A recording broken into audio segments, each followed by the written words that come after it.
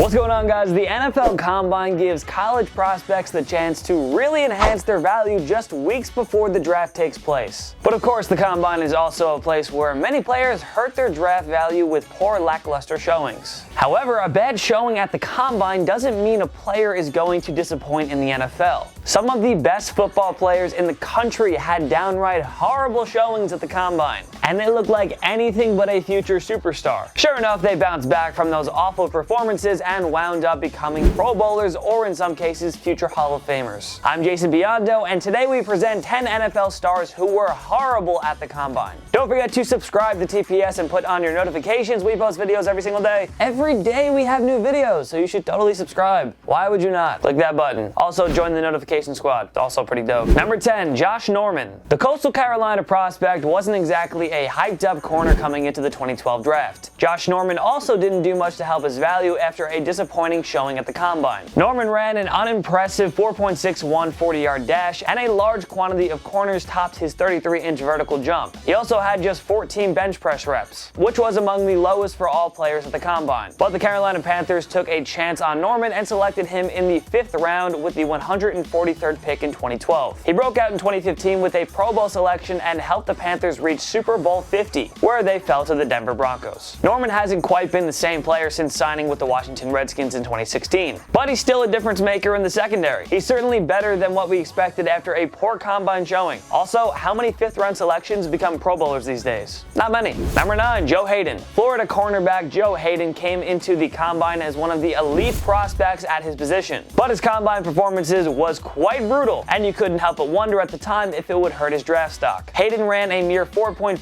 40-yard dash. Nearly 24 corners finished with better times. His 35-inch vertical jump wasn't terrible by any means, but again, a great deal of corners finished better in that department as well. But that's okay. Haden wound up going 7th overall to the Cleveland Browns in the 2010 draft. And he's been one of the better cornerbacks of this era, earning Pro Bowl selections in 2013 and 14. Haden joined the Pittsburgh Steelers in 2017 and helped fix their leaky secondary. Now you see, nothing to worry about. This man turned out just fine after a bad Combine. Number 8, Jarvis Landry. You'd think with his supreme athleticism and speed that Jarvis Landry would have actually performed well at the Combine, but compare his results to the other wideouts at the 2014 Combine and you'd be surprisingly disappointed. Landry ran the 40-yard dash in a time of 4.65. Wide receiver Dre Archer of Kent State topped everybody at the Combine with a time of 4.26 seconds. Brandon Cooks was 2nd at 4.33 and John Brown 3rd at 4.34. So yeah, Landry was way behind much of the wide receiver field. Landry also had a 2.85-inch vertical jump. That was way off Tevin Reese's 41 inches, which topped all wideouts. A bundle of receivers finished with a vertical jump of 39 inches or higher. So Landry definitely was an outcast here. Oh well, he still wound up being one of the best wideouts to come out of this draft class. The Miami Dolphins took Landry with the 63rd pick in the 2014 draft. Now, he's a 4-time Pro Bowl receiver. He's gonna have so much fun padding those stats with Baker Mayfield and Odell Beckham Jr. in Cleveland. I mean, honestly, like, who even needs a good Combine performance these days? Number 7, Jason Peters. Yes, Philadelphia Eagles fans, we know Jason Peters is a Pro Bowl offensive tackle. But did you kids know that back in his college days at Arkansas, Peters was actually a tight end? That was the position he held at the Combine. But my God, was Peters' performance there not fun at all. Peters' 40-yard dash time was clocked in at 4.93, and his vertical was 29 inches. Peters also only had 21 bench press reps. Benjamin Watson led all tight ends with 34. So as you can see, Peters didn't exactly look like somebody who should play tight end. Not at all. Peters would sign with the Buffalo Bills as an undrafted free agent in 2004. He later moved to offensive tackle, and it wound up being a career-saving move for Peters. He's a 9-time Pro Bowl offensive lineman and has earned 2 first-team All-Pro selections. Guys, how do you spell future Hall of Famer? Because that's definitely what he is. Dear future tight end prospects who fail at the Combine, don't be afraid to try your luck as an offensive lineman. It saved Peters' career, and it might save yours. Number 6, Justin Houston. The Georgia outside linebacker should have been a first-round pick, but Houston scared teams off when he failed a drug test at the Combine. It didn't help that Houston ran a mere 4.62 40-yard dash time with a 35.5-inch vertical jump and 125-inch broad jump. Definitely not the best linebacker performance at the Combine. Well, the Kansas City Chiefs saw enough in Houston, and they took him with the 70th pick in 2011. Houston has since emerged as one of the NFL's elite pass rushers, earning 4 Pro Bowl selections. He posted an impressive 22 sacks in 2014, which led the NFL. Houston had 78.5 sacks through the 2018 season, and he led the Chiefs to an AFC Championship appearance that year. Houston has been one of the more underrated defensive players for some time, perhaps because KC's awful secondary has forced people to overlook his talent. Houston was released by the Chiefs in the 2019 offseason, but the man has plenty of football left in him, and we like to think he'd make it to the Hall of Fame someday. And also like maybe a Super Bowl ring or two, that'd definitely help his case. Number 5, Calais Campbell. Now obviously you don't expect a 6'8", 290-pound defensive end to impress in the 40-yard dash, but Campbell didn't perform all that well in most areas. His 40-yard time was 5.04 seconds. Quite slow, we know. Campbell also managed just 16 bench press reps, while other defensive linemen were putting in 30+ reps. Campbell's 29.5-inch vertical jump and 111-inch broad jump weren't exactly inspiring either. Campbell was selected with the 50th pick by the Arizona Cardinals in 2008, and like fine wine, he's only gotten better with age. Campbell recorded 0 sacks in his rookie year. Though the Cardinals reached Super Bowl 43, he wasn't even named to a Pro Bowl until the 2014 season. Campbell joined the Jacksonville Jaguars in 2017 and recorded back-to-back double-digit sack seasons. Campbell's 14.5 sacks in 2017 were a career high as well. Like we said, he's only gotten better with age. Pretty nice story for a guy who did very little to impress at the combine. Number 4, TERRELL SUGGS. Good thing the Baltimore Ravens made this guy the 10th overall pick in the 2003 draft, rather than judge him solely on a bad combine performance. The Arizona State linebacker defensive end ran a cringeworthy 4.84 40-yard dash. That's okay though. Suggs wound up carving out quite a career for himself in Baltimore. The 7-time Pro Bowler joined a terrifying defense led by Ed Reed and Ray Lewis. Suggs was named 2011 Defensive Player of the Year and helped the Ravens win Super Bowl 47 over the San Francisco 49ers. Through the 2018 season, Suggs had logged 132.5 sacks and 35 forced fumbles. Say hello to the Pro Football Hall of Fame, Terrell. A bad 40-yard time was never going to stop this guy from emerging as one of the most dominant defensive players ever. Number 3, Antonio Brown.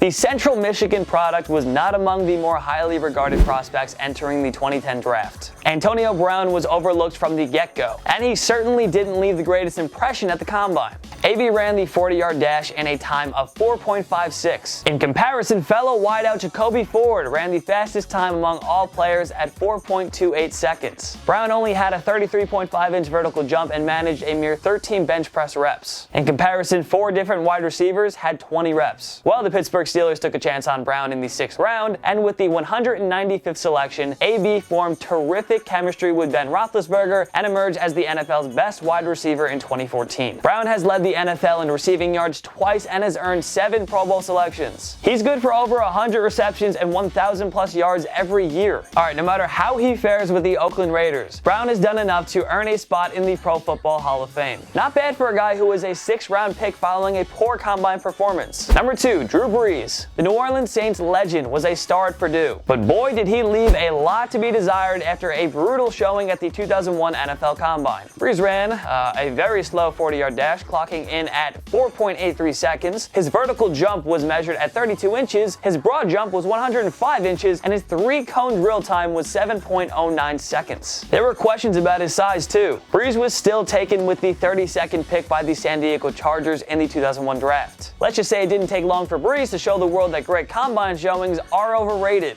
Brees quickly established himself as one of the NFL's top passing quarterbacks, but the team moved on from him after the 2005 season. They wanted to roll with Phillip Rivers, and the Chargers were worried about Brees' shoulder injury. One more time, Brees had to defy all odds and silence doubters again. He signed with the Saints in 2006. And how does a Super Bowl 44 championship and MVP sound? Just about right. How about the beginning of NFL's all-time passing yards leader and soon-to-be touchdown king? Yeah, that's a pretty good deal. 12 Pro Bowl selections isn't bad either. Brees didn't do much to impress at the combine, but he was a classic example of how it's not how you start but how you finish. Number 1, Tom Brady. TB12 played 4 years at Michigan, but he was a backup for 2 of them. Brady never put up great stats, and it looked like the man simply had no future in the NFL. At least that's what we thought after watching him at the combine. Brady had a brutal 40-yard time of 5.28 seconds. It was one of the worst 40-yard times ever for a quarterback. On top of that, Brady had a lackluster 24.5-inch vertical jump. And now in his infamous combine photo, Brady appeared to be a skinny kid who simply looked like he was disinterested and just wanted the whole thing done with. At the 2000 draft, Brady waited, and waited, and he waited some more. Finally, the New England Patriots drafted him in the 6th round with the 199th pick, and before we knew it, the NFL landscape had changed forever. Brady has only become the most accomplished quarterback in NFL history, with 6 Super Bowls and 3 MVP awards. He's the consensus GOAT among NFL fans and analysts. Love him or hate him, Brady is the ultimate underdog story. The best part is how absolutely nobody thought this guy would amount to much after a putrid combine showing. But hey, this is why Bill Belichick is the greatest coach ever. He saw the skinny and slow Michigan QB and turned him into an American sports icon. Which other NFL stars had horrible performances at the combine? Join us in the comment section below. Make sure to go follow myself and Total Pro Sports on social media. We post content all the time. Follow us on Instagram, follow TPS on Twitter, go subscribe to my YouTube channel. I post videos every single week, and it's really entertaining, so you should definitely at least go take a look. Make sure to subscribe to TPS because we post videos every single day. Every day's a new video, so subscribe. If you like this video, give it a like. It takes one click right down there. Boom. Click it. Tap it. That's all you gotta do. Of course, thank you so much for watching. I'm Jason Biondo, and I'll see you next time. My knee.